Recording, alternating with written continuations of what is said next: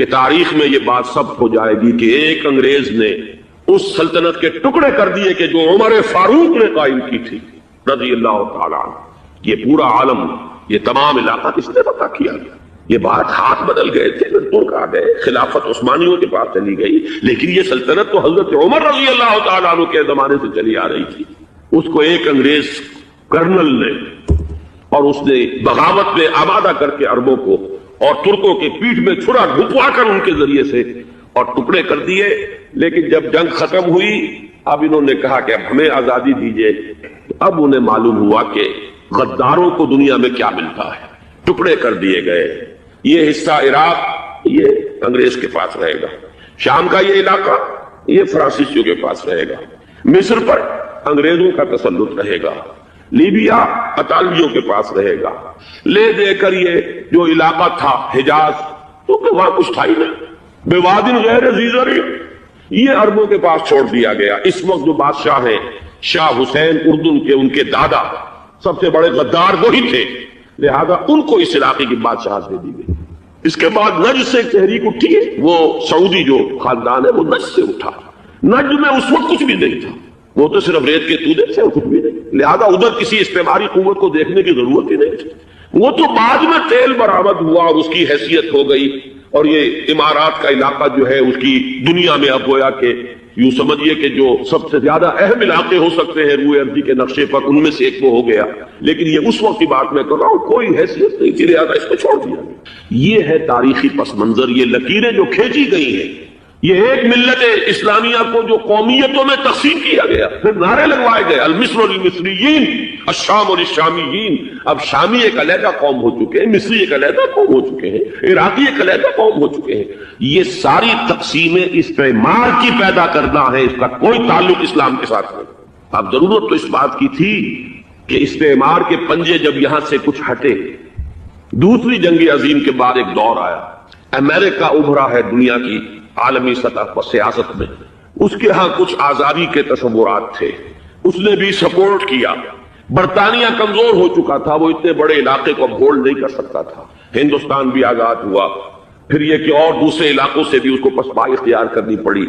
استعمار کے پنجے جس طرح بھی ہوئے، ان کے سینوں سے، عربوں کے سینوں سے جو ہے گویا کہ وہ ہٹے.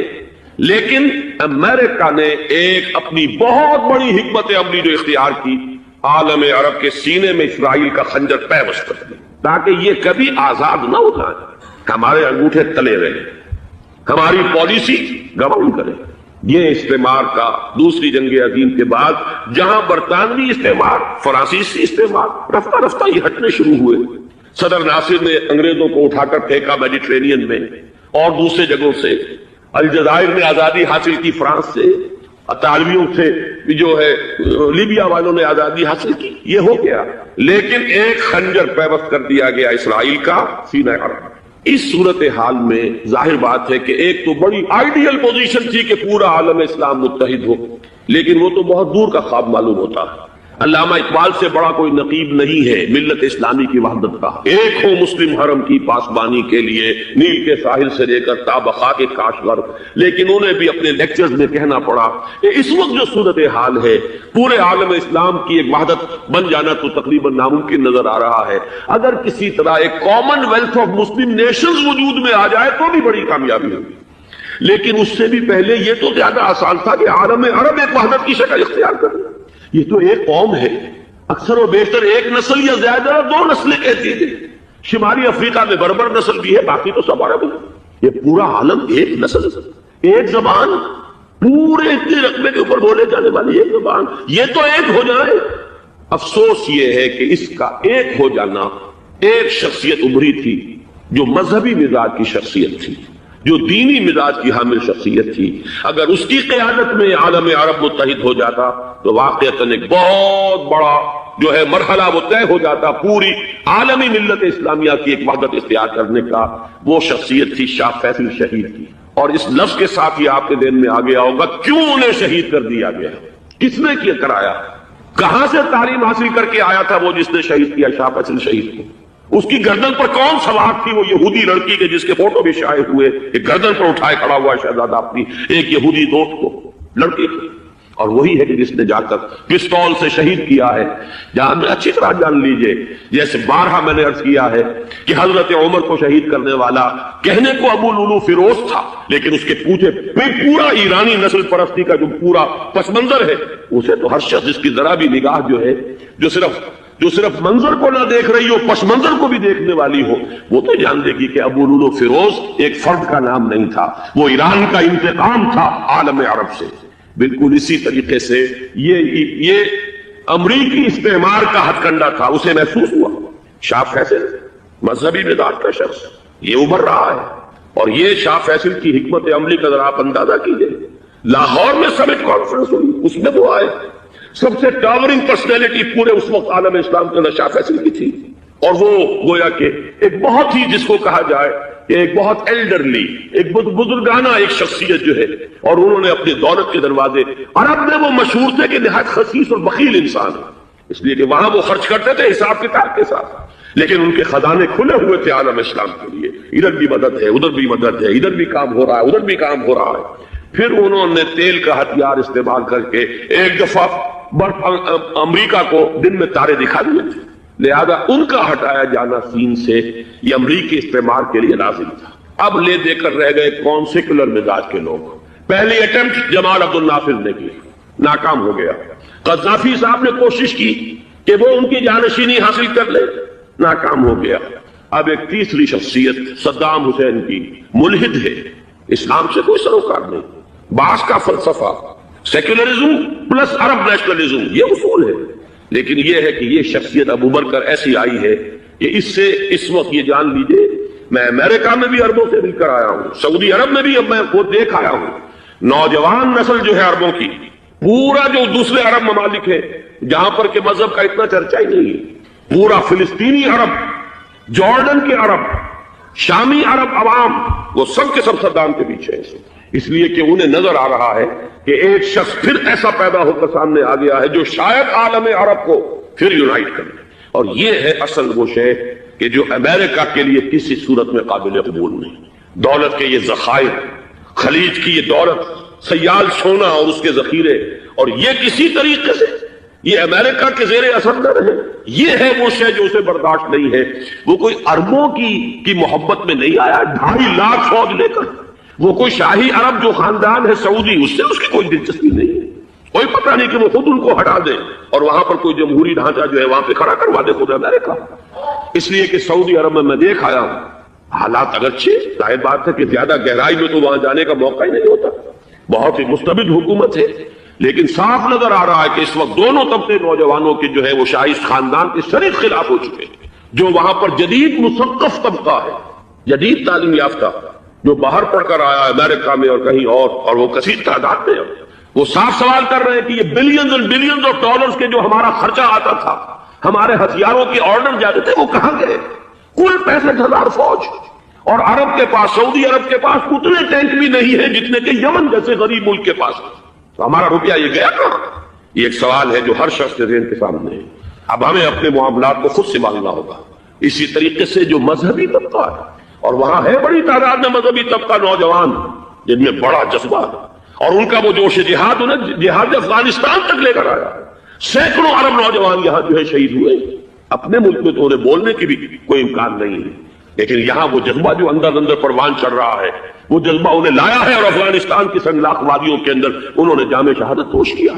وہ طبقہ بھی شدید مخالف ہو چکا ہے کہ انہوں نے امریکیوں کو بلا کر، ان میں یہودی بھی ہیں، عیسائی تو ہے ہی ہے، یہودی ہیں، یہودی عورتیں ہیں، جو کچھ اب وہاں بے حیائی اور بے پردگی کے مناظر نظر آ رہے ہیں. یہ سرزمین عرب، میں نے امریکہ میں تقریر سنی ہے اسنا کے جو فائنل ان کا ایک سیشن تھا، اسلامک سوسائٹی نارتھ امریکہ، جس میں میں مدعو کیا گیا تھا، اسی لیے میں نے یہ سفر کیا تھا. ایک نوجوان نے جو تقریر وہاں پر کی ہے، واقعہ یہ ہے کہ میں حیران رہ گیا اس کی جرأت کا. اس نے کہا کہ حضور نے فرمایا تھا کہ جزیرہ نما عرب میں 2 دین جمع نہیں ہو سکتے، اور آج شاہی خاندان کی صرف اپنی حکومت کو بچانے کے لیے امریکیوں کو اتنی بڑی تعداد میں بلا لیا گیا ہے، جن میں موبائل چرچ بھی ہیں، موبائل سینیگوگز ہیں، یہودی مرد اور عورتیں جو ہے دندناتے کر رہے ہیں آج عرب کی سرزمین پر. لہذا جو مذہبی طبقہ ہے وہ اس پر شدید رد عمل جو ہے اس کے اندر پایا جاتا ہے. یہ حالات ہیں جو میں آپ کے سامنے چاہتا تھا کہ رکھوں. یہ وہ شامت اعمال ہے. ایک طرف یہ کہ وہ شخصیت جو ہے صدام حسین کی وہ کوئی پسندیدہ شخصیت نہیں، لیکن یہ کہ اس شخصیت کو تقویت دینے والے بھی تو یہی لوگ تھے. انہیں خطرہ تھا ایران کے انقلاب سے کہ کہیں اسی قسم کا کوئی انقلاب ہمارے ہاں نہ آ جائے، لہذا انقلاب ایران کو ایکسپورٹ نہ ہونے دے اس لیے انہوں نے اسی صدام حسین کو بلینز اور بلینز آف ڈالرز کی مدد دی. آج وہی ہے. عربی کی تو ایک کہاوت بھی ہے، سمن کلبک یا کرو، اپنے کتے کو کھلا پلا کے موٹا کرو، کسی روز تمہیں کو کاٹے گا. آج وہ تو انہیں کاٹ رہا، لیکن یہ کہ اس کا جو علاج تجویز ہوا ہے وہ انتہائی خوفناک ہے. 2.5 لاکھ امریکی وہ استعمار کے پنجے جو بمشکل عالم عرب کے سینے سے جو گڑے ہوئے تھے اس استعمار نے مشکل ہٹے تھے کہ ایک دم اب وہاں پر خبریں آ رہی ہیں، فرانسیسی بھی آ رہے ہیں، برطانوی بھی آ رہے ہیں، کہاں سے فوجیں آ رہی ہیں. اور وہاں پر 2.5 لاکھ تو صرف امریکن آرمی کا، اس میں تقریباً 1.5 لاکھ تو پہنچ چکی. اور جو بھی ہوگا وہاں پر جیسا کہ میں نے عرض کیا ہے اس قدر خوفناک سین ہے. میں نے بہت سے حضرات واقف ہوں گے، کئی مرتبہ میں نے حوالہ دیا ہے مولانا سید حامد میاں رحمہ اللہ کا. انہوں نے ایک دفعہ مجھے بتایا تھا کہ احادیث میں جو قرب قیامت کے حالات و واقعات کی پیشنگوئیاں ہیں ان میں یہ ہے کہ وہ جو آخری جنگ ہونی ہے جو کہ دجال کے خلاف ہوگی مسلمانوں کی، اور جس میں کہ حضرت مسیح علیہ السلام کا نزول ہوگا جس کے سلسلے میں اس سے پہلے ایک جنگ ہوگی بہت خوفناک، بہت خوفناک. اور عجیب الفاظ ان کے یہ تھے کہ اس میں ایک طرف مسلمان اور عیسائی اور یہودی تینوں ہوں گے. یہ بات سمجھ میں نہیں آتی تھی کہ مسلمان اور یہودی ایک جگہ کیسے جمع ہو سکتے ہیں. آج وہ نقشہ نظر آ گیا ہے. آج اسرائیل، امریکہ، سعودی عرب اب یہ ایک ہے. بلکہ چلتے آئیے مصر، اسرائیل، سعودی عرب اور جو بھی ان کے حواری ہیں وہ سب ایک ساتھ میں کھڑے ہیں. اور ان کے اوپر سیادت کس کی ہے؟ امریکہ کی. وہ نقشہ آ گیا ہے. اور اس جنگ کے سلسلے میں مولانا حامد میاں رحمہ اللہ نے مجھے بتایا تھا کہ حدیث میں الفاظ آئے ہیں اتنے لوگ ہلاک ہوں گے، اتنے لوگ ہلاک ہوں گے، اتنے لوگ ہلاک ہوں گے کہ ایک پرندہ سینکڑوں میل تک اڑتا ہوا چلا جائے گا اور اسے سوائے لاشوں کے اور کچھ نظر نہیں. یہ نقشہ خاکم بدہن تلا ہوا ہے، کھڑا ہوا ہے. جو بھی ہوگا کیمیاوی جنگ، کیمیاوی وارفیئر، کیمیکل وارفیئر اور پھر ایٹمک وارفیئر، اس کی کھلی دھمکیاں دی جائیں. کبھی کوریا کے بارے میں اندیشہ تھا کہ یہ درندے خدا کی دھرتی کو، کوریا کی غریب بستی کو ناگاساکی بنا کے چھوڑیں گے، ہیروشیما بنا کے چھوڑیں گے. آج وہ صورتحال جو ہے عالم عرب پر، heart of the Arab land, اس پر یہ صورتحال بالکل تلی کھڑی. اینٹیں پختہ ہو جائیں، اب انہیں جوڑنا ہے، سیمنٹ سبسٹنس چاہیے، وہ قرآن یہ جوڑے گا. چنانچہ یہی بات حضرت شیخ الہند مولانا محمود حسن دیوبندی اسیر مالٹا نے اپنی اسیری سے رہائی پانے کے بعد واپس جب آئے ہیں تو دیوبند میں علماء کے ایک بڑے اجتماع سے خطاب کر کے مولانا مفتی محمد شفیع رحمت اللہ علیہ وہ خود موجود تھے. اس میں بڑے بڑے علماء مولانا حسین احمد مدنی رحمت اللہ علیہ، شبیر احمد عثمانی رحمت اللہ علیہ، مولانا اشرف علی تھانوی رحمت اللہ علیہ، مولانا انور شاہ کشمیری رحمت اللہ، بڑا مجمع. اور کہا حضرت شیخ الہند نے ہم نے تو اپنی اسیری کے 4 سالوں کے دوران جتنا غور کیا تو ہماری اس وقت کی امت کی زبوں حالی کے 2 سبب سامنے. مولانا مفتی شفیع لکھتے ہیں ان کی کتاب وحدت امت کے نام سے، کہتے ہیں کہ پورا مجمع ہمہ تن گوش ہو گیا کہ یہ شیخ الشیوخ استاد العلماء عمر کے اس آخری درجے میں اس حد پر آ کر اب نیا سبق کون سا سیکھ کر آیا. کہ ہمیں تو اس کے 2 سبب معلوم ہوئے، ایک ہمارا قرآن کو ترک کر دینا، لفظ نوٹ کیے ترک کر دینا، اور دوسرا ہمارے آپس کے اختلافات. چنانچہ میں تو یہی فیصلہ کر کے آیا ہوں کہ اب زندگی جتنی باقی ہے 2 ہی کاموں میں لگاؤں گا. ایک تو یہ کہ ناظرہ قرآن پڑھنے کے مکتب گلی گلی کھل جائیں اور عوامی درس قرآن کے ذریعے قرآن کے پیغام اور قرآن کے حکمت سے لوگوں کو روشناس کرایا جائے. عوامی درس قرآن کا لفظ استعمال کر رہا ہے شیخ الہند، جنہیں میں 14ویں صدی کا مجدد اعظم سمجھتا ہوں. اور نمبر 2 یہ کہ آپس کے اختلافات کو حوالہ دی جائے. یہ واقعہ کوٹ کر کے مفتی محمد شفیع صاحب لکھتے ہیں کہ حضرت شیخ نے جو 2 باتیں کہیں اصل میں وہ ایک ہی ہے. ہمارے باہمی اختلافات بھی تو اسی وجہ سے ہیں کہ ہم نے قرآن کو ترک کر دیا. بتائیے شیخ الہند نے کیسے ترک کیا قرآن، مولانا مدنی نے کیسے ترک کر دیا قرآن. کیا مطلب اس طرح کر دیں؟ حال تو یہ ہے کہ مولانا مدنی رحمت اللہ علیہ، حالانکہ وہ تو گرفتار نہیں ہوئے تھے، وہ تو والنٹریلی اپنے شیخ کی خدمت کے لیے گئے ہیں ساتھ، اور اس حد تک ان کی وفاداری اور ان کی خدمت گزاری کہ رمضان کا مہینہ آیا تو حضرت شیخ الہند نے حسرت کے ساتھ کہا زندگی میں یہ پہلا رمضان ہوگا کہ تراویح میں قرآن نہیں سن، اس لیے کہ نہ شیخ الہند حافظ تھے نہ مولانا مدنی حافظ تھے، اور تیسرے ان کے ساتھ ایک اور تھے، ان کا میں نام بھول رہا ہوں، وہ سرحد کے پٹھانوں میں سے کوئی حافظ نہیں تھا۔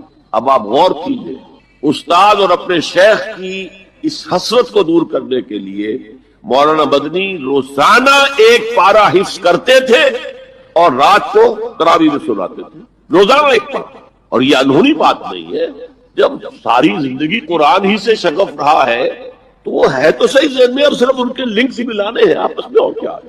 اصل میں قرآن کو ترک کرنے کا مطلب کیا ہے؟ وہ اصل میں ایک اور بہت بڑے عالم دین کی بات سنیے آپ۔